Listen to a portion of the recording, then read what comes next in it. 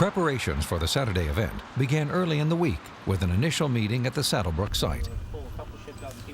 In attendance was the development owner, Clyde Lawrence. You are a good man. Well, thank you.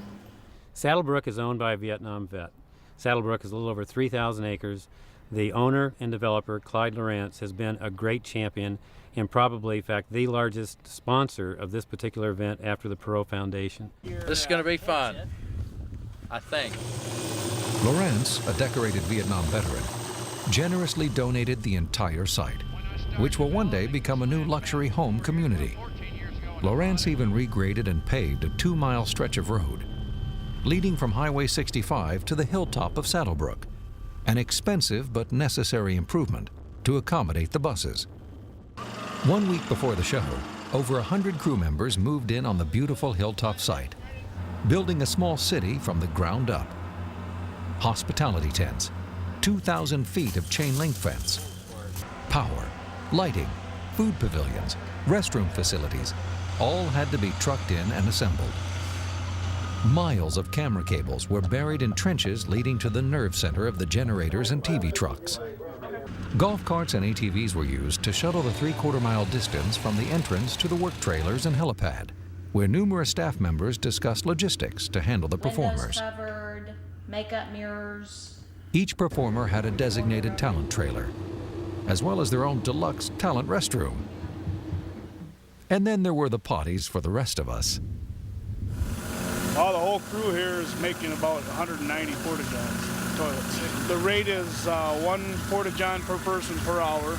We usually do 190 in a week and a half.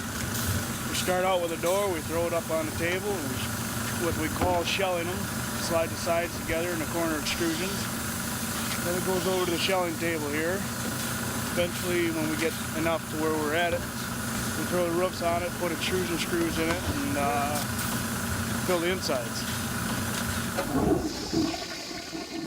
We've been very fortunate in that FEMA, in a field training exercise, is bringing out a full-service hospital staffed with more than 30 physicians, nurses, and EMTs. DMAT team is a federally sponsored disaster medical team.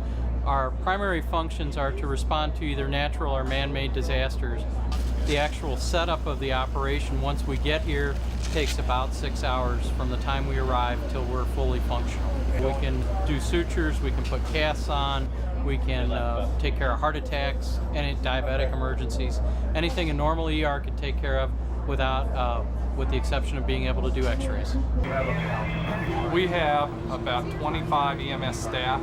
Everything goes through this communications center. And through the communication center, then it is filtered down to where it needs to go. Did 4 ambulances to transport people out of the DMAT if they needed to go to Springfield or Skaggs and Brands. We had no lack of volunteers to do the event, and it's been a pleasure, you know, because these guys have been very appreciative, and I think they deserve something like this. It was good to do. Well, we're about 72 hours out, and as you can see, the stage is finally really coming together. They've been working building it for about 2 weeks, and at this point it's really finishing up the sound, the technical, and getting all the pieces together. Video truck just showed up. Those guys will be working on all that tomorrow. It's been a huge team. It's not any one person. There's hundreds of people involved, and a lot of challenges and problems have come up. Skip Palmer and the HOK gang, Mike Miladonis and all his guys, our multi-image team, everybody is taking a piece of this, and that's the only way, of course, you can do something this big and make it come off. One of the interesting challenges is how do you change the band so quickly? So this turntable behind me is really the key to that. We have a turntable with the A side and the B side. The turntable helps things go quicker for set changes. The blast band that played up there, which is the Four Tops, we get rid of all their stuff, and now we put Creedence up. And then when the Supremes are done, we'll spin it back around, and then we go right into the Creedence show. Well, in this case, they're going to have about 1 hour to completely set up. They don't get a real full sound check. Their sound guys are all here, and they know what's going on, but they get them technically set. Then we introduce them, turntable turns around, and there they are. Constructing the centerpiece and focal point for the Saturday show was a daunting task. 250,000 pounds of staging material had to be trucked in and assembled by over 20 crew members. To handle the huge job of coordinating construction, lighting, sound, and power, producer Fred Ashman called on veteran technical and staging director Michael Rogers of Multi-Image Productions. I'm in the compound right now.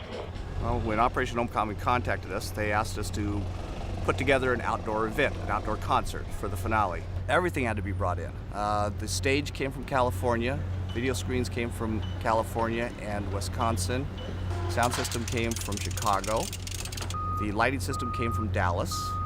On this hill there was nothing except hay.